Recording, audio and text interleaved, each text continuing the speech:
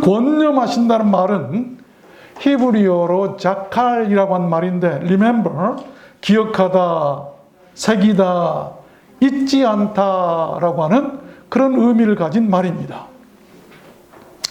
그가 지으신 피조물들이 어디에 있든지, 방주 안에 있든지, 길을 잃고 방황하며 산속에 있든지, 언제 어디서든지 우리를 잊지 않고 기억하고 찾으시고 돌보신다라고 하는 그런 말입니다. 창세기 19장 29절 보면 하나님이 들의 성들을 멸하실 때, 이 성은 소돔과 고모라 성이에요. 곧 롯에 거하는 성을 엎으실 때에 아브라함을 생각하사, 아브라함을 권념하사, 아브라함을 기억하사 조카 롯을 그 엎으시는 중에서인데요, 보내셨더라. 그 불심판이 이루어진 과정에서도 하나님께서 권념하셔서 롯을 구원하셨다라는. 오늘 본문 말씀에 등장하는 노아와 그와 함께한 들짐승과 육축들은 하나님의 그 권념하심으로 홍수 심판을 면하고 방주에서 나와 모두 살게 됩니다. 그래서 저는 오늘 말씀을 받들어서 노아 방주 사건을 모델로 해서 하나님의 그 권념하심이 실제로 어떻게 나타났는가를 여러분들께 증거해 드리려고 하는 것입니다. 그러한 일들은 지금도 우리들에게 나타날 수 있으니 잘 들으시고 그런 은혜를 모두 얻게 되시길 바랍니다. 하나님은 그 무엇보다도 자기를 아는 것을 원하세요. 그래서 호세아 6장에 보면 나는 인애를 원하고 제사를 원치 아니하며 하나님을 아는 것을 원하노라. 어떤 제사보다도 아는 것을 원하신다. 하나님이 어떤 분이신가를 제발 좀 알아라라고 한 말씀이에요.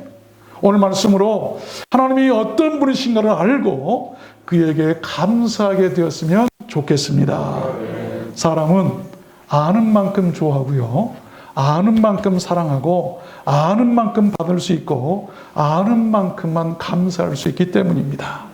오늘은 추수감사절입니다. 한 해 동안 우리에게 베푸신 그 하나님의 권념하심을 알게 되면 그 속에 우리들 감사의 조건들을 모두 찾을 수가 있게 될 것입니다. 여러분 다 오늘 말씀을 듣고 여러분 일생의 모든 감사들을 다 다시 되찾게 되는, 회복하게 되는 그런 은혜가 함께 하시길 주의 이름으로 축원합니다. 그러면 노아의 방주에 하나님의 그 권념하심이 어떻게 나타났을까? 6가지를 말씀하고, 첫 번째는 enter, 들어가게 하신 거예요. 들어가게 하셨다. 1절 말씀해 보면 하나님이 노아와 그와 함께 방주에 있는 모든 들짐승과 육조들을 권념하사 여호와께서 노아에게 이르시되 너와 네 온 집은 방주로 들어가라. enter, 들어가라. 네가 이 세대에 내 앞에서 의로운 것을 내가 보았음이라. 그렇습니다. 하나님의 그 권념하심이라고 하는 것은 그 심판 중에도, 멸망 중에서도 안전한 곳으로 들어가게 하신 것을 말합니다. 그 결과 그 대홍수 중에서 그 가족들은 모두 다 안전했던 것입니다. 창세기 7장에도 보면 지면의 모든 생물을 쓸어버리시니 곧 짐승과 사람과 기는 것과 공중의 새까지라. 이들은 땅에서 쓸어버림을 당하였을 때 홀로 노아와 그와 함께 방주에 있던 자만 남았더라. 참 은혜로운 말씀이에요. 또 사무엘상 25장에 보면 이 아비가일이 다윗 왕을 찾아가서 한 얘기가 있지요.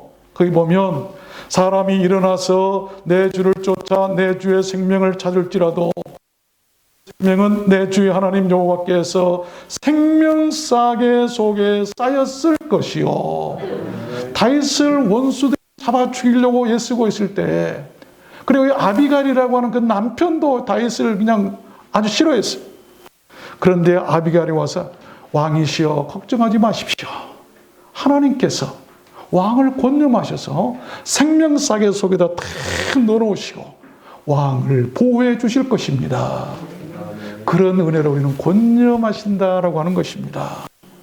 창세기 19장에 보면 소돔과 고모라 성이 멸망할 때 천사가 그 롯의 요청을 듣고 이런 말이 나와요. 내가 이 일도 네 소원을 들은즉 너의 말하는 성은 멸하지 아니하리니 그리로 속히 도망하라. 네가 거기 이르기까지는 내가 아무 일도 행할 수 없노라. 롯이 소알에 들어갈 때에 해가 돋았고 롯의 아내는 뒤를 돌아본 거로 소금 기둥이 되었더라. 여러분, 롯이요, 하나님, 소알이라고 하는 작은 성이 있는데 내가 그곳에 피할 테니까 그 성은 절대 유황과 불의 이 심판이 없게 해주세요. 그러니까 천사가, 그래, 내가 네 말 듣겠다. 네가 거기에 들어갈 때까지 결코 너희들을 멸하지 않겠다. 그래서 피해서 살았던 거 아니겠습니까? 그때 했던 그 말을 권념한다라고 하는 것이죠. 그런데 롯의 아내는 하나님과의 약속을 어겨서 소금 기둥이 되고 말았던 것을 우리는 알 수 있어야 돼요. 여러분, 하나님의 그 권념하심이 진정한 우리 인생의 감사 조건이라는 것을 믿으시길 바랍니다. 우리는 오늘 그런 이 안전지대로 들어가게 하시는 그 하나님께 감사했으면 좋겠어요. 올 한 해 돌아보면 하나님이 우리를 안전하게 보호하지 않으셨으면 우리가 어떤 일을 당했을지 그 누가 알 수 있을까요? 시편 12편에 보면 여호와의 말씀에 가련한 자의 눌림과 궁핍한 자의 탄식을 인하여 내가 이제 일어나 저를 그 안전지대에 두리라 하시니라. 하나님께서 우리를 권념하셔서 생각하시고 기억하셔서 우리를 날마다 안전지대에 거하게 하실 줄로 믿습니다. 두 번째입니다. 노아의 방주에 하나님의 그 권념하심이 어떻게 나타났는가? 두 번째는 recede, 감하게 하셨다. 1절 보니까 하나님이 노아와 그와 함께 방주에 있는 모든 들짐승과 육축을 권념하사 바람으로 땅 위에 불게 하심에 물이 감하였고, 감하였다. 그런 것입니다. 하나님의 그 권념하심은 그렇게 우리들 인생의 고생이나 무거운 짐들을 감해 주시는 것을 말해요. 여러분, 코로나19 때문에 거기에 걸린 사람들은 격리가 돼서 못 나오게 하죠. 마치 방주가 그랬어요. 그렇듯이 방주 안에 격리된 그 노아에게는 홍수로 인한 그 물이 아주 징글징글했을 것입니다. 일어나서 보면 비와 날마다 물 가운데 있었으니까. 그런데요, 그 물이 때가 되니까 점차 감해지더라라고 하는 것이죠. 마태복음 24장에 보면 종말장이라고 하죠. 마태복음 24장을 이는 그때에 큰 환란이 있겠습니다. 마지막 대환란 때 창세로부터 지금까지 이런 환란이 없었고 후에도 없으리라. 그 날들을 감하지 아니할 것이면 모든 육체가 구원을 얻지 못할 것이나 택하신 자들을 위하여 그 날을 감하시리라. 여러분, 감사하십시오. 창세로부터 지금까지 그런 대환란이 없을 거예요. 그 환란을 이길 수 없기 때문에 다 죽는 거예요. 그런데 그 가운데서 그러나 택하신 자들을 위하여 그 나라를 감하시리라. 하나님이 감해 주지 않으면 그 나라를 견딜 수가 없는 거예요. 마지막 때에 택하신 우리들, 오늘 나와서 택함 받고 예배드린 우리들을 하나님께서 그 날에 모든 환란들을 감해 주실 줄로 믿습니다. 그래야 사는 거예요. 올해도 하나님께서는 우리의 많은 것들을 감해 주셨어요. 아픔도 상처도 형벌도 재앙도 눈물도 슬픔도 다 감해 주셨습니다. 그러한 하나님의 권념하심이 없다면 우리는 지금 어떻게 됐을까? 아무도 모를 것입니다. 오늘 우리는 그런 정신으로 하나님께 감사했으면 좋겠습니다. 세 번째입니다. 노아의 방주에 그 하나님의 권념하심이 어떻게 나타났을까요? 세 번째는 그치게 하셨어요. 2절 보니까 기쁨의 샘과 하늘의 창이 막히고 하늘에서 비가 그침에, 그런 것입니다. 하나님의 그 권념하심은 그렇게 대홍수의 환란의 요인이었던 그것들을 막아주시고 그치게 하셨다. 막아주시고 그치게 하신다. 여러분, 사마 3무엘 24장에 보면 다윗 왕이 그 아라우나에게 찾아가서 밭을 사가지고 제사를 드리는 장면이 나와요. 가로되 어찌하여 내 주 왕께서 종에게 임하시나이까? 다윗이 가로되 네게서 타작 마당을 사서 여호와께 단을 쌓아 백성에게 내리는 재앙을 그치게 하려 함이로다. 여러분, 단을 쌓고 예배를 드려서 재앙을 그치게 하시겠다. 이스라엘에게 그 재앙이 임했을 때 그 재앙을 그치도록 하기 위해서 하나님 우리를 권념해 주세요라고 하는 그 예배를 다윗이 드렸더라. 그러므로 재앙이 그쳤던 것을 우리가 알 수가 있죠. 하나님을 잘 아는 사람의 아주 위대한 그런 행동입니다. 하나님 아는 사람들은 그렇게 나와서 예배하는 거예요. 우리도 하나님께서는 우리들 예배를 통해서 우리를 괴롭히려 밀려는 많은 것들을 막아주시고 그치게 하셨다는 것을 믿으시길 바랍니다. 큰 질병, 우리가 아팠지만 더 큰 질병이 없게 하시고 견딜 만큼 하게 하셨고, 재앙도 받았지만 우리가 견딜 수 없는 재앙은 없었어요. 더 큰 마귀의 공격도 막아주시고 원치 않는 더 큰 싸움들이나 더 큰 아픔들도 막아주시고 그치게 해주셨다는 것을 믿으시길 바랍니다. 때로는 내가 몸이 아팠지만 이보다 더 아파가지고 일어나지도 못하고 움직이도 못했다면 어떻게 할까요? 더 큰 병을 다 막아주셨어요. 이길만 하고 견딜만 하고 참게 할 만한 그런 것만 다 허락해 주셨어요. 그것이 하나님의 권념하신 아니겠어요? 우리는 오늘 그러한 마음으로 하나님께 감사를 드렸으면 좋겠습니다. 예배를 통해서 재앙이 그쳤던 것처럼 여러분 예배자들이 되시길 바랍니다. 네 번째입니다. 노아의 방주에 하나님의 그 권념하심이 어떻게 나타났을까요? Go down, 물러가게 하신 것이다. 물러가게 하셨다. 3절 보니까 물이 땅에서 물러가고 점점 물러갔다. 여기 물러간다고 한 말은 이 수위가 내려가는 것, 또 뒷걸음질 치듯이 점점 사라지고 슬금슬금 눈치 보며 어느 날 보니까 없어져 버렸다라고 하는 말씀이에요. 얼마나 은혜로운 말씀인지 몰라요. 그렇습니다. 하나님의 그 권념하심은 그렇게 우리를 괴롭히는 것들을 스스로 물러가게 하시는 것입니다. 출애굽기 14장에도 보면 모세가 바다 위로 손을 내어 민대 여호와께서 큰 동풍으로 밤새도록 바닷물을 물러가게 하시니 물이 갈라져 바다가 마른 땅이 된지라. 하나님께서는 권념하셨어요. 모세와 이스라엘 백성들을 권념하셨어요. 그래서 그들이 살도록 바다를 건너러 가도록 하기 위해서 동풍으로 바다에 밤새 불게 하셨더니 다 물들이 물러가고 그들이 건너갈 길이 활짝 열리게 된 줄로 믿습니다. 하나님의 권념하심은 우리들에게 그렇게 나타나는 거예요. 또 시편 70편에도 보면요, 내 영혼을 찾는 자로 수치와 무한을 담게 하시며 나의 상함을 기뻐하는 자로 물러가 욕을 받게 하소서. 아하 하는 자로 자기 수치를 인하여 물러가게 하소서. 여기 보니까 다윗이 한 고백이에요. 너무나 힘들 때 아하 한다고 해서 옳지 그래 하면서 놀리고 비꼬는 말이에요. 아니 왕이라는 사람이 쫓겨다니고 병들고 아이고 예수 믿고 하나님 믿는 사람들이 저럴까 사람들이 비웃고 조롱했어요. 그때 다윗은 하나님께 기도합니다. 나를 조롱하는 자들을 오히려 수치를 당하고 내게서 물러가게 해달라. 그랬더니 나중에 하나님은 다윗 편이 되셔서 다윗을 들어 올리셨고 그의 원수들을 다 물러가게 하신 줄로 믿습니다. 오늘도 하나님께서는 우리의 많은 것들을 물러가게 해주셨어요. 홍해와 같은 장애물이나 근심이나 시험이나 재앙이나 슬픔이나 원수나 대적들도 다 물러가게 하신 줄로 믿습니다. 우리의 젖은 눈에서 눈물도 물러가게 하셨어요. 우리는 오늘 그러한 정신으로 하나님께 감사했으면 좋겠습니다.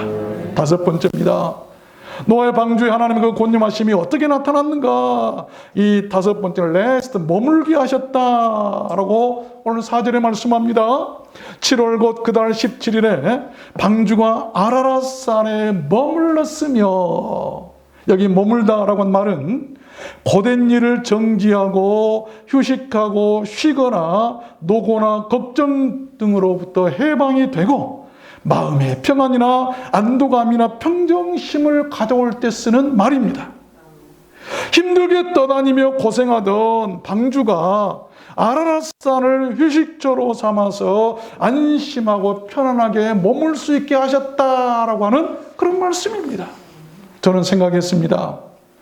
우리들 두란노 소원교회가 그렇게 세상에서 방황하며 떠도는 외로운 사람들의 영혼을 머물게 하고 쉬게 하는 방주를 품었던 아라랏산과 같은 그런 교회였으면 얼마나 좋을까. 아멘 합시다. 알고 보면 우리도 하나님께서 우리의 많은 것들을 머물게 해주셨어요. 건강도 머물게 하시고 영혼도 머물게 하시고 축복도 평안도 믿음도 가정도 행복도 사랑도 정신도 떠나가지 않고 머물러 있게 하고 교회도 코로나19 홍수에 떠내려가지 않게 해주시고 우리들의 생업이나 직장이나 삶의 터전들도 떠내려가지 않고 머물도록 품어주신 줄로 믿습니다. 특별히 여러분, 우리들의 생명을 거둬가지 아니하시고 이 땅에 머물도록 해주셨으니 우리는 오늘 그런 정신으로 하나님께 감사했으면 좋겠습니다. 마지막 6번째입니다. 노아의 방주에 하나님의 그 권념하심이 어떻게 나타났는가? 이 미저를 보이게 하셨다. 보이게 하셨다. 오늘 5절 말씀에 보면 물이 점점 감하여 시올 곧 그달 1일에 산들의 봉우리가 보였더라. 여기 보였다라고 한 말은 막연한 어떤 그런 추상이나 비현실적인 것이 아니라 실제나 가시적으로 느끼고 알아볼 수 있도록 보여지었다라고 하는 그런 말입니다. 옛날 항해 기술이 발달하지 못했던 때 이 항해사들이 이 남아프리카 케이프타운에 위치한 희망봉을 보게 되면 한호하고 막 안심을 한답니다. 오랜 동안 항해에 지쳐있던 그들에게 그 희망봉은 문자 그대로 그들에게 희망이었어요. 그 희망봉을 돌면 바다는 잔잔해지고 목적지에 가까워지기 때문에 그들은 항해하면서 그 희망봉이 보일 때까지 그렇게 열심히 항해를 했다고 그래요. 그러다 보이면 환호하는 거예요. 그런 것입니다. 하나님께서는 우리가 힘들고 지쳤을 때 그렇게 희망의 봉우리들을 보게 하신다는 것을 여러분 믿으시길 바랍니다. 하나님께서는 욥을 그 지독한 사단에게 맡기셔서 그 인생 전반을 찢고 치도록 허용하셨어요.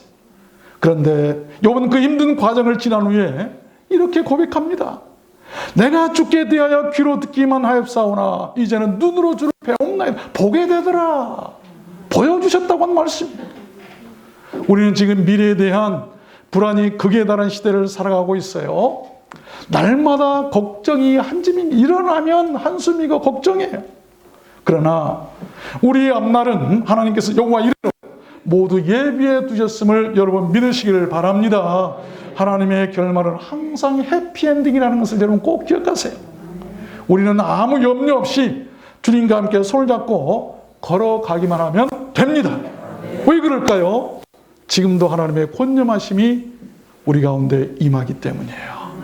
우리 가운데 하나님의 권념하시기 때문에 걱정하지 말고 하라는 대로 걸어가라면 걸어가면 되는 거예요. 아브라함처럼 나오라면 나오고 아브라함처럼 가라면 가고 하는 거예요. 옛말에 가을밭에 가면 가난한 친정집에 가는 것보다 낫다라고 한 말이 있죠. 참 재밌는 말이에요. 캐다 모르고 남긴 고구마나 수수나 무나 배추, 당근 같은 것들이 들에 가보면 막 이렇게 수수한 데 있어요. 우리가 어렸을 때 그거 캐 먹으려고 막 뒤지고 하나처럼 얼마나 맛있는지 모르죠.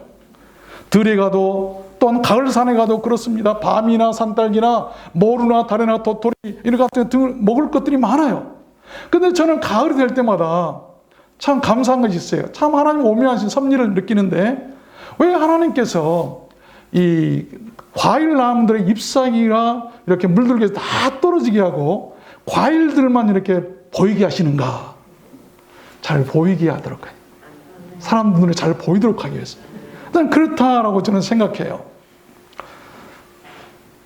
저는 이번 추수감사제도 또 이런 생각을 해보았습니다. 많은 것을 묵상했는데 우리들 두란노 송교회가 가난한 친정집보다는 나은 가을밭이나 가을산과 같은 그런 교회가 되었으면 얼마나 좋을까. 허기진 자들에게 볼 것이 있는 교회, 그것이 꼭 푸짐한 곡식이나 기름진 먹거리가 아니더라도 손 한번 꼭 잡아주는 그런 사랑이나 위로가 있는 그런 교회였으면 얼마나 좋을까. 우리 그런 교회를 위해서 애썼으면 좋겠습니다. 지난 주일날 교회를 마치고 나가는데 가끔씩 우리 교회 여러분 아시죠? 이 그 세차장에서 일하는 형제가 있어요. 허름한 분 계시죠? 늘 우리 교회 와서 기웃거리고 예배도 드리고 왔다 갔다 하지 그런 분이 있는데 근데 나가다가 밑에 1층 로비에서 만났어요. 근데 지난 주일날 이 교회에서 일하시는, 학교에서 일하시는 강 집사님이라는 분이 계신데, 에베인절에 저에게 그 조그만 일회용 컵에다가 조그만 복음 하나, 조그만 거, 달걀 하나를 쪄가지고, 목사님 이거 드세요라고 주셔서 얼마나 감사한지 몰라요. 근데 먹으려다가, 사실 이 목사들은 설교 전에 아무것도 안 먹거든요. 혹시 무슨 일이 있을까봐. 그게 먹고 싶었지만 배가 고파서 이상하게 그냥 집에 가서 먹고 싶었어요. 그래서 컵에 이렇게 담아 들고 나가는데, 그 사람이 쓱 보더니 나는 안 보고 그것만 보는 거예요.